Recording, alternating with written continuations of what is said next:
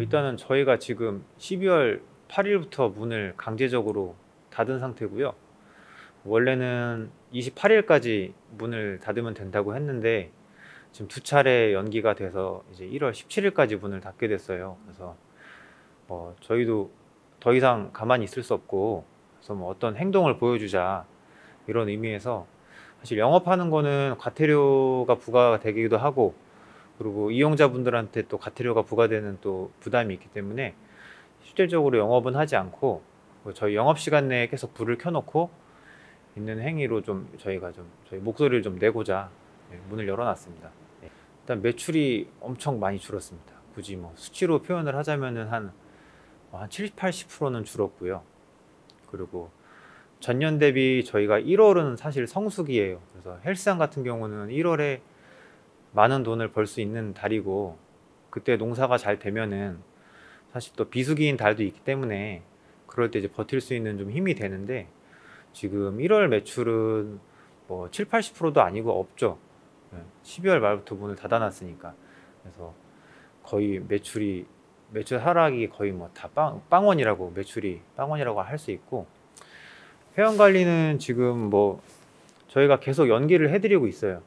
거의 2주 연장될 때도 그냥 해드렸고, 이번에 처음에 3주 했을 때도 3주 해드렸고, 아무튼 지금 12월 그 예정된 1월 17일까지는 연기를 해드린 상태거든요. 그러니까는 저희 입장에서는 당장 이제 매출 걱정을 보면은 신규 등록도 없겠지만, 헬스장은 이 등록의 사이클이 있어요. 그래서 이제 기존에 뭐 10월에 등록하셨던 분들이 뭐 1월쯤 다시 등록하시거나, 그러면 그런 분들이 바탕이 되고 또 신규 회원님들을 얻고 또 이렇게 거기서 또 얻고 뭐 재등록이 돌고 이래야 되는데, 만약에 18일 날부터 다시 오픈을 해도 뭐 신규 등록이 저조하다는 가정을 하면은 아마 3월이나 4월까지는 계속 힘들지 않을까 생각이 듭니다. 예. 저희가 1차 집합금지 때 50만 원 지원금 받았고요. 서울시에서 140만 원 받았고, 그리고 2차 재난지원금으로 200만 원 받았거든요.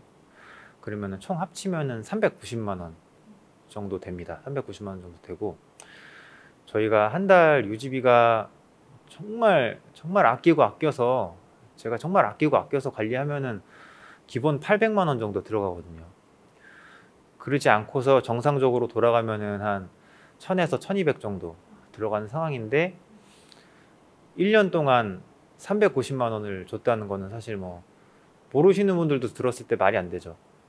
지금 그래서 생계를 위해서 개인적으로는 배달 아르바이트도 하고 있고요. 이번에는 12월에는 대리운전도 시작했습니다. 그래서 뭐 할 수 있는 게 없으니까, 또 저희가 8월에 집합금지 할 때까지만도 이번이 마지막이겠지, 그리고 뭐 또 정부에서는 항상 뭐 중대고비, 뭐 이번이 마지막 하는 말로 하다 보니까는 진짜 끝날 줄 알았는데, 또 계속되다 보니까 지금 많이 힘들죠. 사실 배달이나 뭐 대리운전으로 한 달에 1000만 원씩 되는 지출을 메꾸기는 불가능하고요. 1000만 원씩 메꿀 수 있었으면 그거 하고 있었겠죠. 그걸 벌 수 있었으니까. 근데 이제 지금 굉장히 힘든 상태고, 그리고 이제 한 푼 두 푼 버는 거, 벌 수 있는 거는 정말 감사한데, 하는 일이 있어서 사실 심리적으로는 제가 원래 하고 있던 일이 있고 지금 이 일만 한 10년 넘게 하고 있거든요. 그러니까는 개인적으로 좀 자존감도 많이 떨어져 있는 상태예요. 어느 날 요즘 말로는 현타 온다 그러잖아요. 어느 날 배달을 딱 하고 집에 들어왔는데 한 4, 5만 원 정도 벌었거든요. 근데 갑자기 현타가 딱 오더라고요. 내가 언제까지 이러지? 혹시 내가 계속 이렇게 해야 되나? 라는 마음이 드니까, 그런 게 또 생계적으로 또 아니면 심리적으로 또 힘든 부분이 있죠.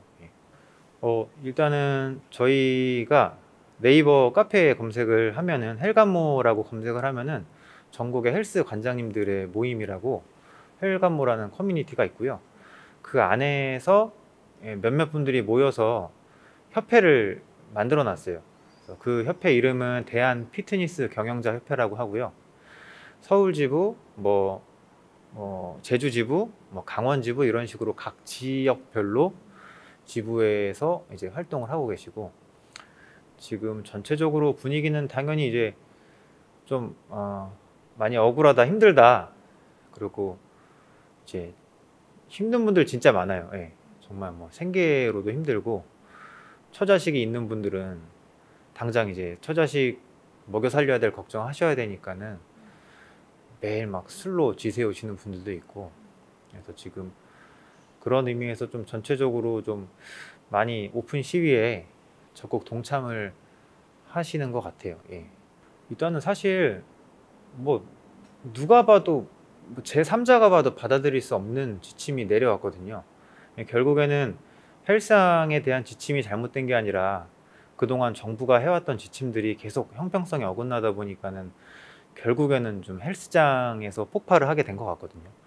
뭐 예를 들어서 처음에 묶였을 때는 실내 체육 시설로 같이 묶어서 태권도장이랑 동일하게 집합 금지가 걸렸는데, 그때는 돌봄이나 그런 학생 돌봄 시스템에 대한 얘기가 없었어요. 그랬는데 여론이 안 좋아지고, 그리고 소위 말해 맘카페 이런 데서 막 여론이 안 좋아지다 보니까는 다급하게 2.5단계를 연장하면서 이 태권도장을 빼주면서, 다른 것들도 뺐지만 굳이 얘기하자면 태권도장을 빼주면서 돌봄 그런 시스템이다라는 이제 핑계를 대고 있고, 저희들 같은 경우도 그러니까 계속 목소리를 내는 거거든요. 자발적으로 참여했던 사람들은 이제 내팽개치고, 이제 목소리를 내고 막 좀 시끄럽게 얘기를 했던 사람들은 오히려 그런 사람들 얘기를 들어주니까 사실 형평성이 좀 있어야 된다고 봐요. 태권도장 같은 경우는 9인 이하로 괜찮고, 사적 모임은 5인 미만으로 괜찮고, 또 골프장은 5인까지 되고, 솔직히 일반 사람은 헷갈려서 어디 다니지도 못할 것 같아요. 몇 명이 가야 되는지도 모를 것 같고. 그리고 그런 걸로 치면은 헬스장 같은 경우도 기본적으로 평수가 있으니까 2평당 1명 이런 식으로 그 입장 인원을 제한하면은 충분히 할 수 있는 경우인데, 예를 들어서 2평당 1명으로 제한을 해놓고 조금 좀 감염세를 줄이는데 좀 어려움이 있다 그러면은 3평당 1명 이런 식으로 단계적으로 좀 조절할 수도 있잖아요. 근데 무작정 문을 닫고 감염을 막는다는 거는 너무 1차원적이고, 예, 좀 저희들한테는 너무 많이 가혹하고 힘든 방역 조치인 것 같아요. 일단 제가 개인적으로 찾아봐도 헬스장에서 큰 감염 사례가 있었던 적은 없어요. 굳이 실내 체육으로 다 같이 묶자면은 에어로빅이나 줌바나 이런 거였지. 그리고 지금 코로나가 우리 생활 속에서 만연한 상황에서 확진자가 다녀가는 걸 어떡합니까? 네. 저희가 코로나를 만드는 것도 아니고 확진자가 왔다 가는 거를 헬스장에서 잘못했다라고 하면은 그거는 솔직히 너무 억울한 것 같아요.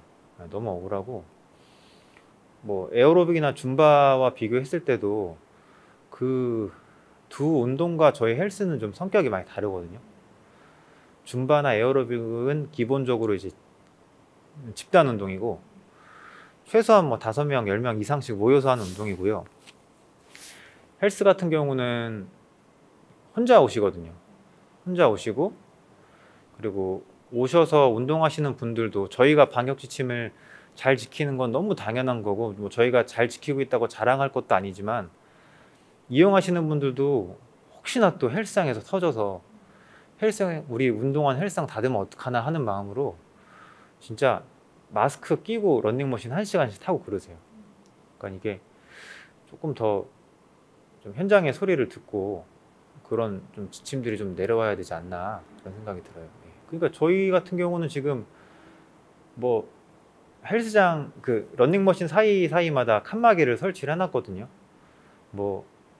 다들 놀라실 정도로 이렇게까지 해놨냐라고 할 정도로 칸막이를 설치해놨는데, 당연히 칸막이 설치가 어려운 집단 운동과는 차이가 있고, 단 한 번이라도 뭐 정부 관계자가 뭐 지나가다라도 저희 헬스장에 들르셨으면은 충분히 알 수 있는 거거든요. 그러면은 차라리 전국 헬스장에 런닝머신에 칸막이를 뭐 의무화한다든가, 뭐 보급하는데 뭐 보조금을 준다든가, 뭐 이렇게 하면은 훨씬 좋을 것 같아요.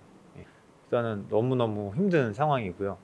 저희가 사실 2.5단계로 문을 닫기 전에도 힘든 상황이었어요. 전에도 이용객이 많이 줄었고, 뭐 진짜로 뭐 딱히 확진자가 뭐 나왔던 상황이 아님에도 불구하고 갑작스럽게 위험시설로 분류가 되면서 사회적으로 낙인이 찍힌 상황에서 굉장히 힘든 상황이었거든요.